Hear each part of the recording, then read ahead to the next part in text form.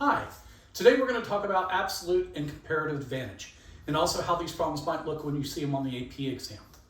So, generally for the first part, you have to understand that absolute and comparative advantage are not the same thing. Absolute advantage exists when someone can ultimately make more of a product using the same type of resources or the same resources overall as somebody else. It could be any given amount of resources on them. They just simply can make more, okay? Comparative advantage, on the other hand, is whether or not we can make it cheaper. The basic idea behind comparative advantage is ultimately that you can produce something at a lower opportunity cost than somebody else. And so long as there's two different opportunity costs, there's a basis for trade. So that's the other thing you need to understand right away. Comparative advantage ultimately is the basis for trade, not absolute advantage. It doesn't matter whether you can make more. It only matters whether you can make it cheaper, more efficiently, or more civically at a lower opportunity cost. All right. So how do we ultimately find these materials? Well, there's a method I use called ICSOI. And there are two types of problems that you're going to see with this. The first is an input problem. Now, input problems are problems that ultimately show some kind of resource to be used to calculate opportunity costs. So land, labor, capital, time, that kind of thing. You know, look for acreage, look for hours or days, or something that ultimately is about the resources to make the product, okay? When this happens, and you'll see when I put this table up in a minute, you're gonna take X over Y. Now, the other side of this is an output problem. For an output problem, you're essentially talking about the end product. So 20 oranges, 50 pairs of shoes, 20 TVs, that kind of thing. The end product itself is the output. So in that case, you're going to take Y over X. So what does this mean? Well, understand there's no mathematical meaning here. Okay, it's just simply a placeholder for what we're about to look at. So let's say that I've got an input problem. And let's say we're going to make shoes, and we're going to make oranges. I live in Florida, so we'll live the stereotype gladly of making oranges. And let's say we've got Florida and Georgia. So Florida can make a pair of shoes in roughly 2 hours, whereas Georgia can make it in 3 hours. For oranges, Florida can make it in 1 hour, and Georgia can make it in 4 hours for the same set of oranges. Okay, so the first thing to take a look at is, that this is going to be an input problem. Remember, input problems are those dealing with resources, land, labor, capital, time, something along those lines. This problem is going to be found more likely in microeconomics than macro, but it can show up in macro too, so don't skip it. The other thing about this is to look at this in absolute advantage. The idea of absolute advantage is that you can make more with the same of the product using the same resource. In this case, time. So in this particular case, Florida has the absolute advantage in both shoes and oranges. Why? Because they can make more of the product in less amount of time than what Georgia can do, okay? So that speaks for, Florida's superiority over Georgia, which is important. So that's the basic idea behind absolute advantage. Now that's gonna flip when we get to the output problems, but for now, let's figure out opportunity cost. So what you're gonna do after you set up your table like this is you're gonna create 2 more columns in the same order as you have this, shoes and oranges. The opportunity cost of 1 shoe, the opportunity cost of 1 orange. Next, you're going to mark these as just simply X and Y. The X and Y here don't have a mathematical meaning. It's just placeholders so you can ultimately organize your math. You can use A and B, you could use happy face, unhappy face, whatever makes you happy. But you want to follow the math in this order of X over Y. All right. So, the opportunity cost for 1 shoe is going to be 1/2. More specifically, 1/2 of an orange. And you have to ultimately understand that what we're doing first off is we're pricing the opportunity cost of 1 shoe in terms of what it takes to make the other product. And that's something that seems like we're being semantic on. It's not the other product itself. It's not half an orange.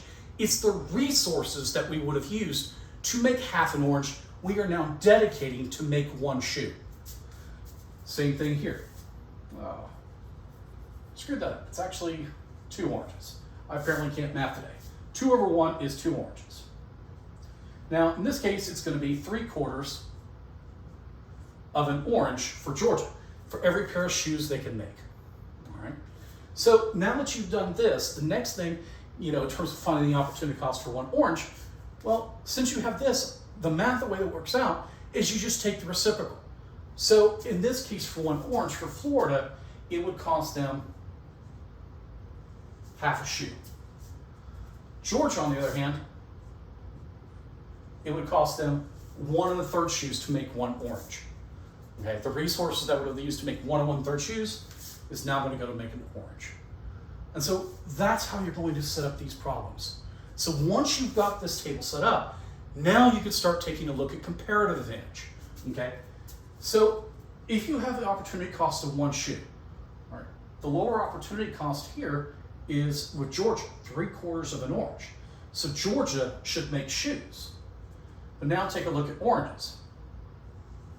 Florida has the lower opportunity cost in making oranges because it only costs them half a shoe, where it costs Georgia 1 1/3 shoes. So Florida should specialize and make oranges. So because there's 2 different opportunity costs here, essentially there is a reason to trade, and that will always be the case. Whenever you have 2 different opportunity costs, you will have a reason to trade. So Florida's going to specialize in oranges and trade it for shoes. Georgia's going to specialize in shoes and trade it for oranges. Now that's the basics of an input problem. Now let's take a look at an output problem. Let's say that we've got Belgium and France. And let's say that they make chocolate and croissant. Belgium makes 40 chocolate and 60 croissant. France makes 50 chocolate and 100 croissant. Okay. Notice here that this is your output problem. There's no separate, resource that we're looking at. We're just looking at the raw numbers. This is more common in macro, though it could show up in micro, so don't forget it. But this is largely going to be the problem that the macro students are going to get. Now, same pattern that you did over here. Opportunity cost of 1 chocolate, opportunity cost of 1 croissant. We're going to mark this X, and we're going to mark this Y. This is an output problem. So we're going to do Y over X this time. So 60 over 40 is 3/2, which is 1 1/2 croissant. What that means is the resources we would have used to make 1 1/2 croissant, ultimately that's what it would cost to make that 1 chocolate, for Belgium in this case. Now let's look at it for France. 100 over 50, it costs them 2 croissant. All right. So now we just take the reciprocal to find the opportunity cost for 1 croissant. 1 1/2 is 3/2, so the reciprocal of that is 2/3. More specifically, 2/3 of a chocolate. All right. For France, the reciprocal of 2 is 1/2 of a chocolate. So now we've solved for opportunity cost here. The next thing to take a look at is essentially who has the lower opportunity cost in each. Well, Belgium, in terms of chocolate, it costs them 1 1/2 croissants versus France's 2. Belgium has the lower opportunity costs, so they should make chocolate. France, on the other hand, well, they have the lower opportunity cost in making croissant because it only costs them half a chocolate. So France should specialize and make chocolate. The idea is you're going to specialize in the thing you're good at and trade it for the thing that you're bad at. And that's what France and Belgium here are going to do. Now, there's a couple of other things I want to show you for this, okay? Let's say that just for a minute that France also made 40 chocolate. Who has absolute advantage in this case between Belgium and France? If you answered no one, that's correct. The reason why is because ultimately they can produce the same amount using the same material. So nobody has an absolute advantage on this end. Okay? So let's just put that back up there. Now, the next thing to take a look at is something we call terms of trade. Why does one country trade versus another in some form? Well, here's the thing about this. And I'm going to use my right to erase this and create some space for me. Let's do the terms of trade using Belgium and France. What you're going to do is you're going to put the terms of trade in terms of one column. So let's use the opportunity cost of chocolate. From here, you're going to create an inequality. So one chocolate, the 1.5 croissant, less than X, less than 2 croissants. Okay? So in order to trade chocolate, whatever we get in croissants has to fall between 1.5 croissant and 2 croissant. Okay? Why? Okay, that's kind of an important question on this end. If we're talking about Belgium, they have to get more than 1.5 croissant. Understand, Belgium can already make 1.5 croissants on its own. So if it's not getting more than what it can make on its own, then they're not going to accept it. They have to get more. Which also recognize this mathematical sign here. It's not greater than or equal to, it's just greater than. They have to get more. So as long as they're getting more than 1.5 croissants, they're golden, and they'll accept that trade. But they have to get it. France, on the other hand, is not going to give up more than 2 croissants. Why? Same reason as Belgium. For one chocolate, they can already make 2 croissants on their own. Why bother? So for them to make it work, they have to ultimately trade up less of the croissants. Understand that this side will always be the country that has the comparative advantage, and this one will be the one that does not. So France is at a disadvantage here. They have to ultimately trade less than 2 croissants because they can already get 2 croissants on their own.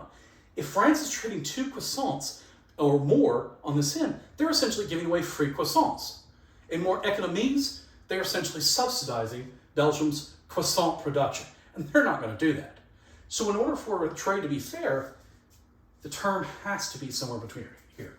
So let's say it's 1 3/4 croissant. That works. It's fair to both Belgium and France. Okay? But what if instead it was 1 1/4 croissant? Well, France will take this deal. They have no problem with this deal. 1 1/4 croissant, that's fantastic. Okay? But Belgium's going to be like, oh, hell no. I'm not giving you more than this. So Belgium is going to tell the French to go to F. All right? So the other side of this is, what if you have 2 croissants? Well, remember the terms of trade here. France is going to say no. They're not giving away free croissants, to a bunch of chocolate makers. So instead, Belgium, on the other hand, they have no problem. They gladly accept the 2. But notice, since the only one party agrees, these 2 trades will not happen. Okay? This question comes up sometimes in terms of, is trade beneficial to one party versus another? Okay? And it's okay to say yes and no on these questions for this point. So this is your terms of trade. Same thing if we were to do the other side. If we were doing this as a matter of 1 croissant, okay? So the country with the lower opportunity cost comes first. So that's going to be France in this case. It only costs them half a chocolate, which is less than X. And the other side of this would be 2/3 of a chocolate. Okay? So